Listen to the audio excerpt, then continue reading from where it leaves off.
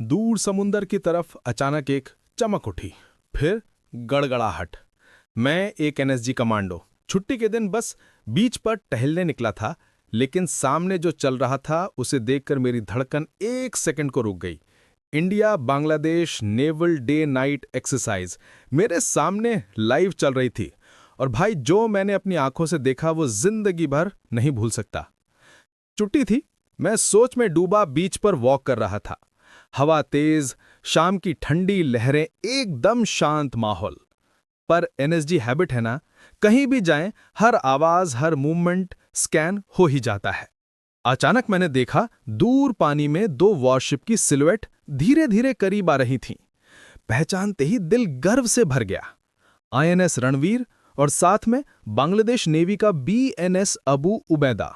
दो दोस्त देशों की नौसेना एक साथ एक फॉर्मेशन में समुंदर में शेर की तरह बढ़ते हुए। सूरज ढलने से पहले मैं चट्टानों पर बैठ गया और सामने शुरू हो गया day phase of bongo Sagar 2025 exercise. पहले टैक्टिकल मैनूवर्स, दोनों वॉरशिप्स बिल्कुल सर्जिकल प्रिसिजन के साथ एक दूसरे के आसपास चल रही थीं, जैसे दो तलवारें हवा में नृत्य कर रही हों। आईएनएस रणवीर का रेडार डोम घूम रहा था। बांग्लादेश कॉर्वेट पानी चीरते हुए गति पकड़ रही थी।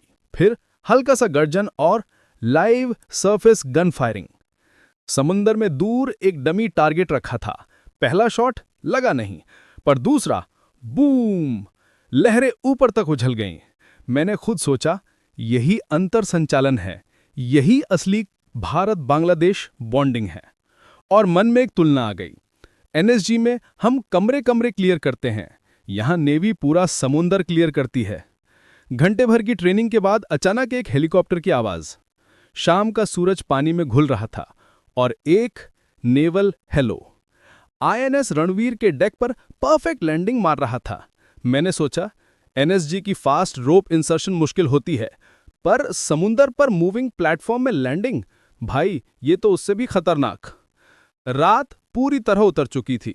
समुंदर काला, हवा ठंडी, और अचानक दोनों वॉरशिप्स की लाइट्स जीरो लाइट मोड में चली गईं। पूरा माहौल एकदम सिनेमैटिक, थ्रिलर मूवी जैसा।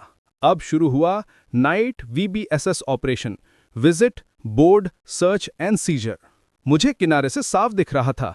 छोटे छोटे हाई स्पीड आरएचआईबी बोट्स पानी को चीरते हुए एक सस्पेक्ट शिप की तरफ बढ़ रही थीं। उन बोट्स पर भारतीय नेवी की मार्कोस और बांग्लादेश नेवी की स्पेशल ऑप्स टीम दोनों रात के अंधेरे में नाइट विजन से टारगेट को लॉक कर रहे थे। मैंने मन में सोचा, एनएसजी में हम आतंकियों के हाइडआउट में रात में साइलेंट एंट्री डालते हैं, ये लोग तो मूविंग बोट पर मूविंग सी में रात के अंधेरे में एंट्री कर रहे हैं।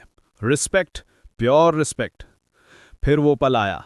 एक टीम ने रस्सी लगाई और चढ़ाई शुरू। डार्कनेस में सिलुएट्स दिख रही थीं, पानी की आवाज, मोटर की गूंज, और उस शांत रात में अचानक बोर्डिंग कंप्लीट की फेंट आवाज। करीब 8 बजे के बाद मैंने देखा आईएनएस रणवीर का रेडार अचानक तेज घूमने लगा। सिमुलेशन में एनिमी एयरक्राफ्ट दिखाया गया। रणवीर का एसएएम सिस्टम लॉक ऑन, और उसी समय बांग्लादेश नेवी का FM-90 सिस्टम भी रेडी। दोनों के स्क्रीनें अलग थे, पर दोनों का लक्ष्य एक था, जॉइंट एयर डिफेंस शील्ड बनाना। मैं दूरी से ये सब देख रहा था, पर दिल बता रहा था, ये सिर्फ एक्सरसाइज नहीं, ये दो देशों का ट्रस्ट है। रात के करीब 10 बजे दोनों वॉरशिप्स इंडियन बांग्लादेश IMBL के पास साइलेंट पेट्रोल पर चल रही थीं। जीरो रेडियो, जीरो लाइट्स, सिर्फ सेंसर्स और नेवल प्रोफेशनलिज्म। मैं किनारे पर अकेला खड़ा, शांत लहरों की आवाज सुन रहा था, और मेरे सामने दो दोस्त देशों की नौसेनाएं रात को समुंदर के काले कैनवस पर शेरों की तरह गश्त कर रही थीं। यही दृश्य देखकर दिल में एक एहसास आया, एनएसजी की लड़ाई धरती पर है, पर नेवी की लड़ाई पानी पर। लेकिन लक्ष्य एक ही है, भारत और उसके मित्र राष्ट्रों की सुरक्षा। उस रात जब दोनों वॉरशिप्स होराइजन में गायब हुईं, मैं खामोश खड़ा था, लेकिन दिल में तूफान था, गर्व का, सम्मान का, और इस एहसास का कि सैनिक कहीं का भी हो, ड्रेस चाहे काली या सफेद, हमारा मकसद एक ही है, देश की रक्षा। अगर आपको इस तरह की defence stories, NSG lifestyle, navy exercises और रियल वॉरियर मोमेंट्स पसंद आते हैं तो भाई वीडियो को लाइक करो, चैनल को सब्सक्राइब करो और कमेंट में बताओ अगली कहानी किस फोर्स पर चाहिए। जय हिंद, इंडिया एंकर।